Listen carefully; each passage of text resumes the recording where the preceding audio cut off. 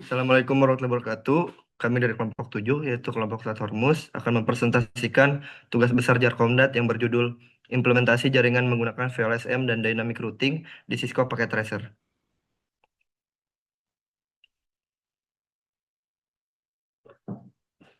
Sebelumnya, perkenalkan, nama saya Aditya Fajar Ramadan dengan NIM 101012413119. Perkenalkan, saya Raskiel Narahidan dengan NIM 1010124124000125.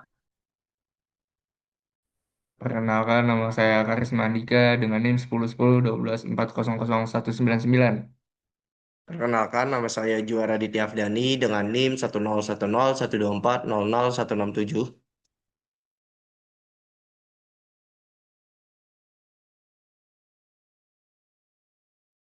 Yang pertama adalah latar belakang. Jaringan komputer merupakan infrastruktur penting yang mendukung komunikasi dan pertukaran data antar perangkat.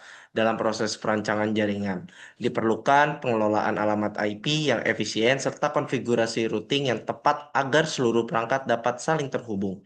Untuk mengatasi kebutuhan jumlah host yang berbeda pada setiap divisi, digunakan metode Variable Length Subnet Masking atau VLSM yang mampu mengoptimalkan penggunaan alamat IP sehingga tidak terjadi pemborosan alokasi alamat. Lagi. Tujuan tugas besar ini bertujuan untuk merancang dan mengimplementasikan topologi jaringan menggunakan Cisco Packet Tracer dengan menerapkan metode VLSM pada jaringan berbasis IP private 10.70.0.16. Selain itu, dilakukan konfigurasi alamat IP pada seluruh perangkat jaringan serta konfigurasi dynamic routing agar seluruh divisi dapat berkomunikasi dengan baik.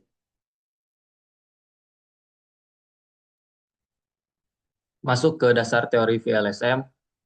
VLSM merupakan teknik subnetting yang memungkinkan penggunaan subnet mask berbeda-beda pada setiap subnet sesuai kebutuhan host. Berbeda dengan VLSM menggunakan ukuran subnet yang sama, VLSM memberikan fleksibilitas dalam pembagian alamat IP sehingga penggunaan alamat menjadi lebih efisien dan terstruktur. Teknik ini memanfaatkan prefix CIDR seperti 25, 26, 27, dan 30 untuk menyesuaikan kapasitas host pada masing-masing segmen jaringan. Mekanisme perhitungan VLSM.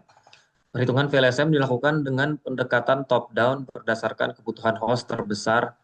Tahapan yang dilakukan meliputi analisis kebutuhan host pada setiap segmen, pengurutan segmen dari kebutuhan terbesar ke terkecil, penentuan ukuran blok menggunakan rumus 2 pangkat N, penentuan subnet mask dan prefix, alokasi alamat IP secara berurutan hingga seluruh kebutuhan terpenuhi. Keuntungan VLSM. Penerapan VLSM memberikan beberapa keuntungan dalam desain jaringan, yaitu mengoptimalkan penggunaan alamat IP, mendukung route summarization sehingga table routing lebih ringkas, mengurangi traffic broadcast antar divisi, memudahkan penerapan kebijakan keamanan jaringan. Oke, selanjutnya topologi dan hasil. Bisa kita lihat di layar, topologi ini terdiri dari 3 router utama, yaitu router gedung 1, gedung 2, dan gedung 3 yang saling terhubung menggunakan routing dinamis RIP version 2. Di gedung 1 terdiri dari divisi A, B, dan C. Lalu di gedung 3 terdapat divisi D. Terus juga di gedung 3 itu terdapat server, yang dimana server dari kelompok kita itu kelompok Selat Hormuz. Dan kita juga udah ngehubungin router 3 ke router internet ke dunia luar melalui jalur fiber optik.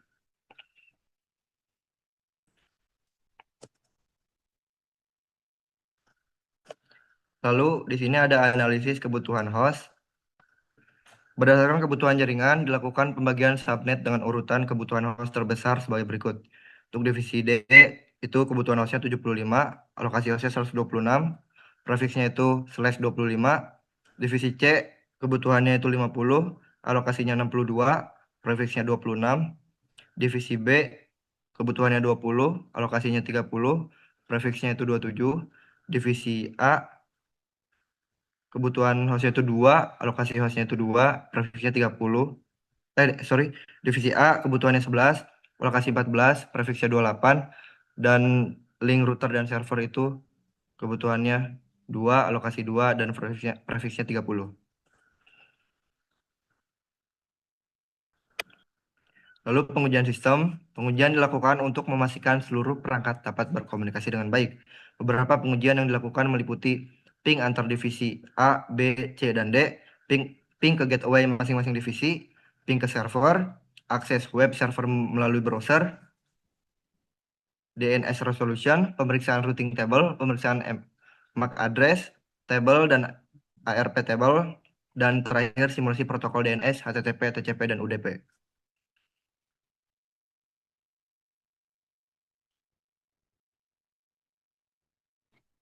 Selanjutnya ada hasil pengamatan VLSM.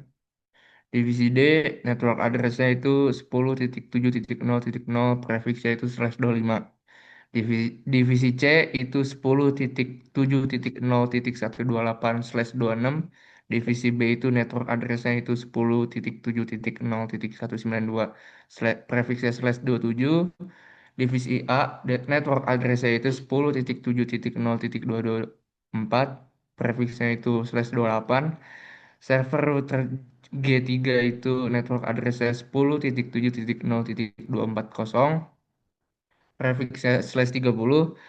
Router 3 router G1 ke router G3 itu 10.7.0.244, prefiksnya /30. Router 32 ke router G2 ke router G3 itu 10.7.0.248, prefiksnya /30. Router G3 ke internet itu network address-nya 10.7.0.252, prefiksnya /30.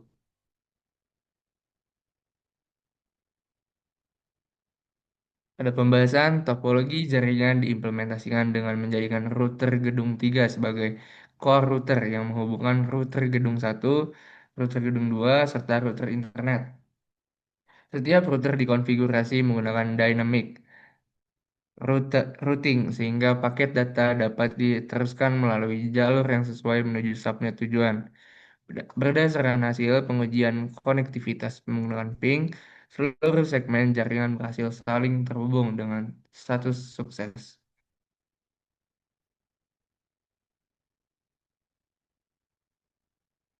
Kesimpulan, implementasi metode VLSM pada jaringan berbasis 10.7.0.0/16 berhasil mengakomodasi kebutuhan host yang berbeda pada setiap divisi secara efisien tanpa menimbulkan pemborosan alamat IP. Selain itu, penerapan dynamic routing mampu menghubungkan seluruh subnet melalui router gedung 3 sebagai core router. Hasil pengujian menunjukkan seluruh perangkat dapat berkomunikasi dengan baik sehingga jaringan berada pada kondisi fully connected dan siap digunakan sesuai perencanaan. Sekian presentasi PPT tugas besar Jarkomdat dari kelompok 7. Mohon maaf bila ada kesalahan kata. Assalamualaikum warahmatullahi wabarakatuh. Assalamualaikum warahmatullahi wabarakatuh. Kami dari kelompok 7, kelompok Hormus, melanjutkan sesi pembuktian di Cisco-nya setelah tadi presentasi PPT. Oke, untuk pertama yaitu ini tabel VLSM-nya antar divisi dari hostnya, lokasi, terus NA-nya, gateway, address range-nya, broadcast, prefix, dan subnet mask-nya. Lanjut di sini ada konfigurasi. Kita akan membuktikan konfigurasi IP routing table.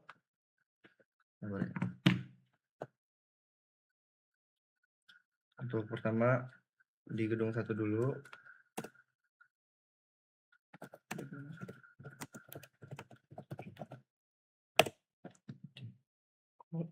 Baca ya. Selanjutnya, untuk pembuktian konfigurasi Berikut adalah routing table dari router. Bisa kita lihat di sini terdapat kode huruf C yang artinya interface terhubung langsung, dan yang paling penting ada kode huruf R yang menandakan bahwa router ini sudah berhasil bertukar informasi dengan router gedung lain menggunakan protokol RIP v2. Oke, lanjut kita pembuktian ke MAC address table dan ARP table.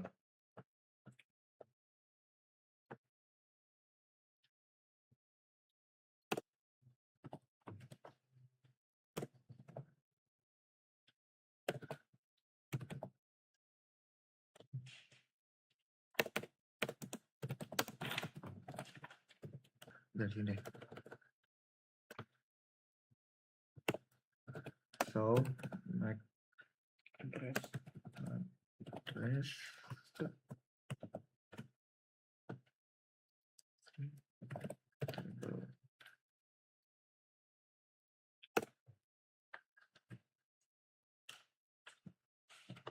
Satu lagi.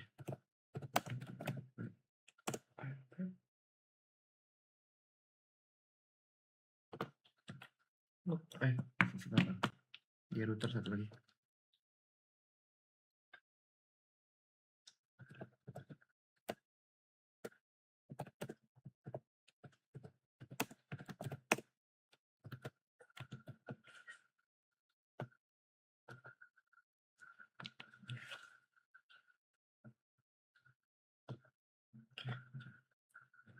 Setelah terjadi aktivitas jaringan, switch akan otomatis mencatat hardware yang terhubung melalui MAC address table ini, sehingga switch tahu data harus dikirim ke port mana. Sementara di sisi router terhadap ARP table yang memetakan atau menjodohkan antara IP address dengan MAC address dari perangkat lokal. Selanjutnya kita akan menguji ping dari antar divisi dan ping ke web servernya. Tapi sebelumnya saya akan ngecek dulu untuk di divisi B, yaitu PC3 ini. Untuk IP configuration-nya, jadi dari divisi A, yaitu PC1 ini akan mencoba ping ke divisi B, yaitu PC3.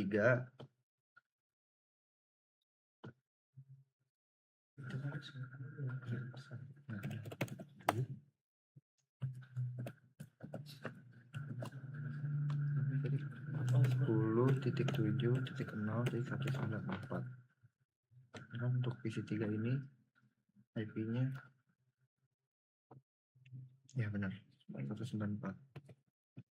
Jadi ini dari PC1 akan ngeping ke PC3, yaitu di divisi B.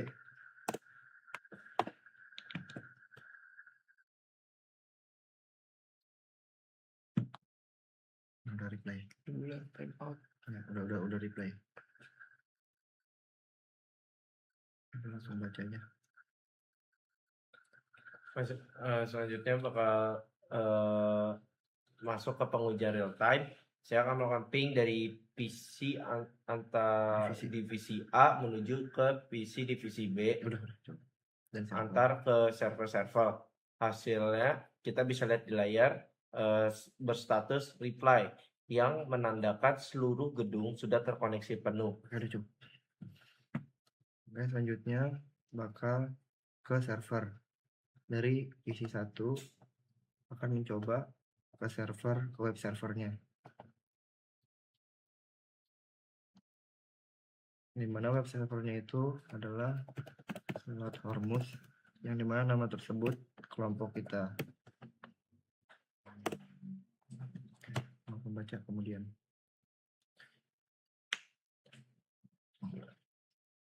Saat saya membuka web browser dan mengetik domain server, halaman website simulasi Cisco berhasil terbuka. Dan ini contohnya dengan lancar berkat layanan HTTP yang sudah aktif.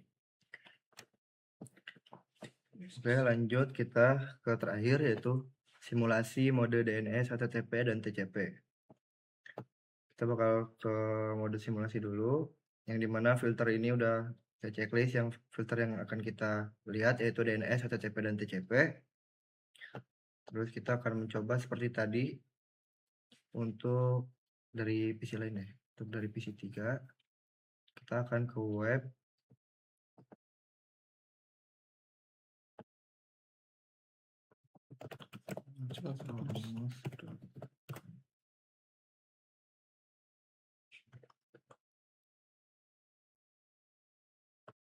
Ini nggak lama dah, ini kelihatan di sini. Oke, di sini kita bisa melihat isi dari protokol menggunakan simulation model. Ketika PC meminta akses ke domain website, proses dimulai dari lapis aplikasi yang dimana paket DNS atau amplop yang coklat ini dikirim terlebih dahulu ke server untuk menerjemahkan nama domain. Bisa dilihat amplop-amplopnya ke server terlebih dahulu. Lalu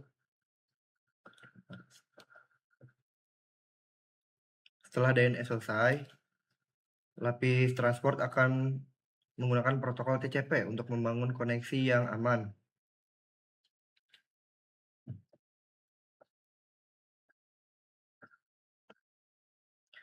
Setelah TCP aman, barulah paket HTTP bergerak yang berwarna ungu ini mengambil data halaman dari web server ke PC.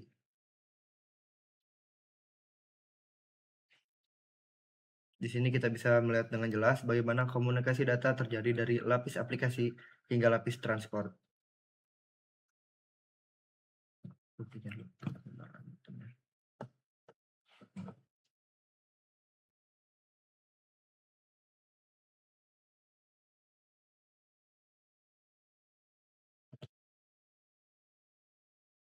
Kita bisa lihat sampai akhir.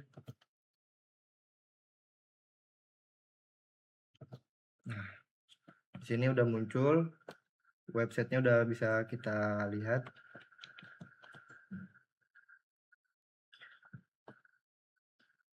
Oke, sekian presentasi pembuktian Cisco dari implementasi jaringan tugas besar Jarkom kelompok 7.